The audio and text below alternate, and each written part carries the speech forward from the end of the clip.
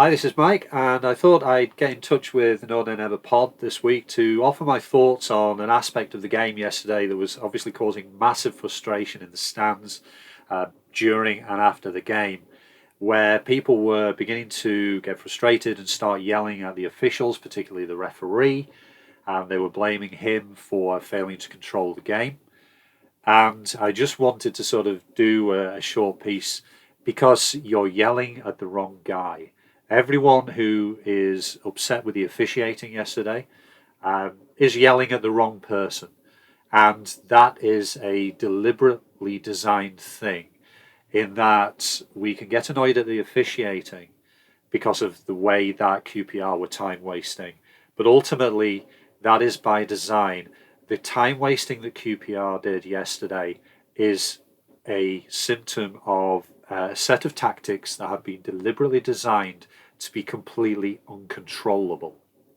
So I'm going to explain why that is. And I'm going to start off when you're familiar with the standard time wasting tactics, the long free kick, the staying down after a foul, the taking it into a corner, and so on and so forth. Lots of clubs do that. Every club does that. Nobody's an angel. There are variations on it. Some clubs do it more than others, and that's okay. We're not talking about that kind of thing. What happened yesterday was something that was more cynical and more deliberately designed to spoil a game of football, not just as a sporting event, but also as an entertainment event. And I'm going to start off with an analogy, and bear with me on this, but there is an analogy. If you imagine a politician who is, doing favors for a business, and he gets caught, then he's going to resign. He's going to resign. If that politician is caught having an affair, then they are forced to resign. If that politician has children outside of their marriage, they are forced to resign.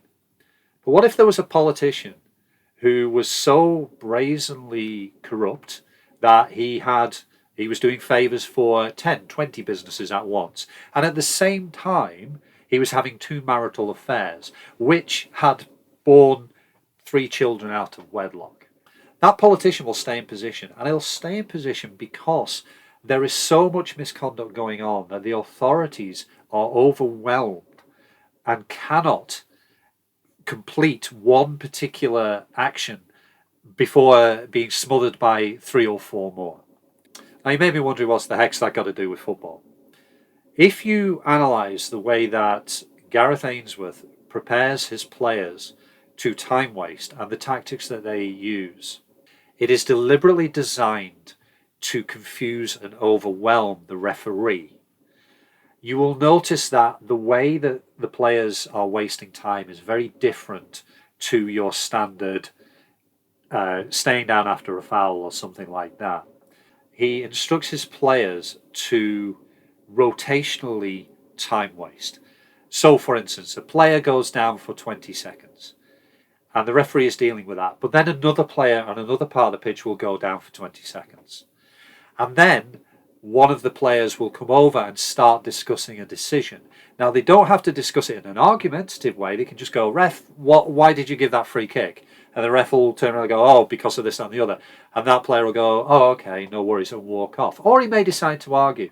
But this is designed to confuse and overwhelm the referee. And this carries on and on and on. It's not just one incident. The idea is that there is currently 3 or 4 things going on at once that the referee has to keep track of, not least the actual game. You'll notice that the trainer never actually came onto the pitch to treat any of these players for their injuries, and that is deliberate, because the idea is to confuse and overwhelm and delay. And if the trainer comes on to treat a player, then they're going to be on the pitch for a minute or so, and there is a focal point. There is something for the referee to concentrate on. So the trainer is never prepared to come onto the pitch. You'll notice he stayed in the dugout all the time. And that has a secondary effect. That is aimed at riling up the fans and the opposition players and managers, because they're saying, if this guy's really injured, then surely the trainer should be coming on the pitch. What are you doing about it, ref? And suddenly the ref is, again, he's got an extra thing to get involved in, an extra thing. If the manager at the side of the pitch, the opposition manager is yelling, he's confused and overwhelmed, And then fans get annoyed. So now the referee has 20,000 people on his back. This is all systemic and design. And it's a thing that Gareth Ainsworth has done for his entire managerial career of 12 years. Wycombe were notorious for this. Why doesn't the referee take charge more? Why don't they apply the rule book? And it's a simple reason. The reason is simple and it's totally counterintuitive, but it is the truth. If the referee applied the rule book, he'll lose his job. Consider a corner, any corner in a match. If the corner is taken, the ball comes in, I guarantee you that the defence will commit at least 3 different offences that should result in a penalty. I guarantee that happens every single time. But I also guarantee that the attacking team will commit at least 3 different offences that should result in a free kick. So what can the ref do? He is overwhelmed. He can't make a decision. So all he can do is try and see if anything especially outrageous or egregious happens. And if not, no harm, no foul, literally. If the ref did blow his whistle at every corner, every single corner, and punish one of the teams, he will be accused by the manager and by the media of ruining the flow of the game, and he will be hauled up in front of his superiors at the FA to answer questions about his performance, even though he is applying the rule book as it is written. Because of the number of fouls being committed by everybody, he's overwhelmed, and everybody gets away with it.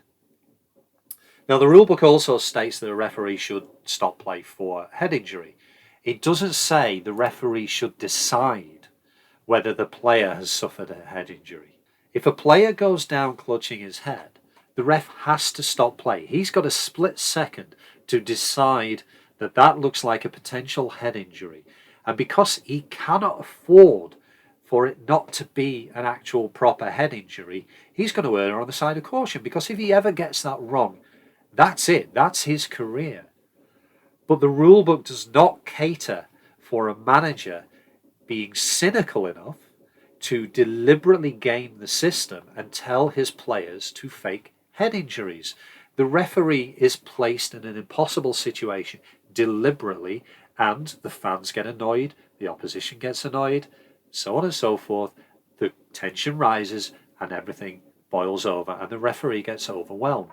Time wasting. We noticed it yesterday. There is a rule in the rule book that says if a player kicks the ball away after a free kick or after a whistle, it's a yellow card.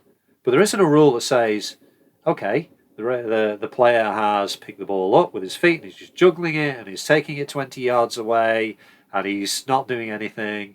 He's time wasting, but there isn't a rule against that. It's a deliberate tactic that he's been instructed to do by his manager to waste time. And if the ref decides that the ball is 20 yards further up the pitch and the free kick is okay to be taken from that position, then that's actually against the rules. It has to be where the offence was taken. And the ref will actually have that noted down by his supervisor in the match report that the referee made a mistake. So again, the referee is deliberately and cynically placed in an impossible situation. So what can the ref do about this? And the answer is nothing, absolutely nothing, because they are trapped between a rock and a hard place. You could book the player for time wasting. You could book every player for time wasting. But again, this is about overwhelming somebody. If QPR had every player booked who was time wasting yesterday, they would have, say, 6 or 7 players on yellows. There is a long-standing rule that if a team has more than, I think it's 5 yellow cards in a game, then the FA will open an investigation into their discipline. Now, that rule was brought in when players were getting yellow cards for fouling the opposition. It's a lack of discipline. It was not brought in for time wasting. And if there was a charge brought for 6 yellow cards, then the answer to the charge would simply be, what did we do wrong? We didn't kick anybody. We didn't do anything. It was just, the man had an injury. The player had an injury. The player wanted to take a goal kick. It's an overly officious referee. And how effective is it? I'll go to time wasting. QPR only did this when they were ahead. The referee added on 8 minutes of injury time. The QPR were only ahead for 23 minutes of the game. 8 minutes in 23. You extrapolate that across a match, that's half an hour. Again, if the referee puts on the injury time that is supposed to be there has been wasted, he'll be putting on 15, 20 minutes in the second half. And people are going to go, what the hell are you playing at? Especially his superiors are going to, why are you giving 20 minutes injury time there? So what's the solution? There isn't one. There isn't one. What is happening is you've got a manager there who has built a career on not just pushing the boundaries of what is acceptable in terms of sportsmanship, gamesmanship, cynicism, shithousery, whatever you want to call it, but is determinedly and deliberately bringing the game into a farce, reducing the game to a farce in order to gain the advantage for his team.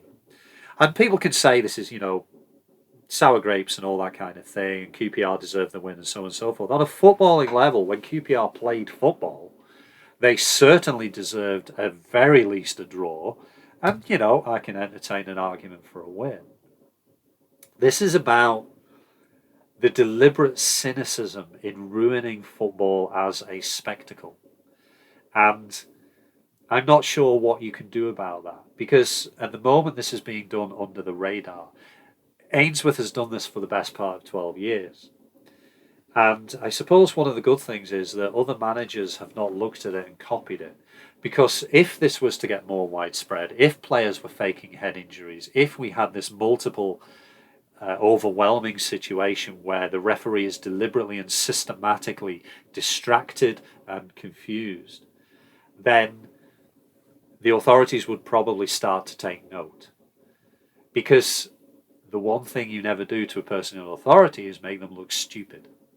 And this is making them look stupid. It's actually putting the blame on the referee who is in a situation he cannot win and then sneaking away laughing behind your mouth. So there is no solution, I'm afraid. We can only hope that football kind of decides to self-police itself. And if you think that it isn't, then I'll leave you with this. Gareth Ainsworth was in charge of Wycombe for 12 seasons. He took a very small club in a place that had not a history of, huge football fandom and success. He saved them from relegation out of League Two. He got them to the playoffs twice. He won it once, and he also got them promoted into the Championship. Now, doing that on a budget that is incredibly tiny in a place that is not a football hotbed, if a manager saves a team from relegation and gets 2 promotions and the playoffs, you would think that manager would be in high demand. But no one wanted him. Other clubs just looked at him and said no. That's why. QPR have only got him because they are so desperate to avoid relegation. They made their deal with the devil. It'll probably succeed, but a year from now, 2 years from now, not only will opposition fans get annoyed with it, you'll see the attendances dropping because it stops the entertainment. It stops the fun for even the home fans who will begin to feel that they're not getting their money's worth. And maybe that's punishment in itself.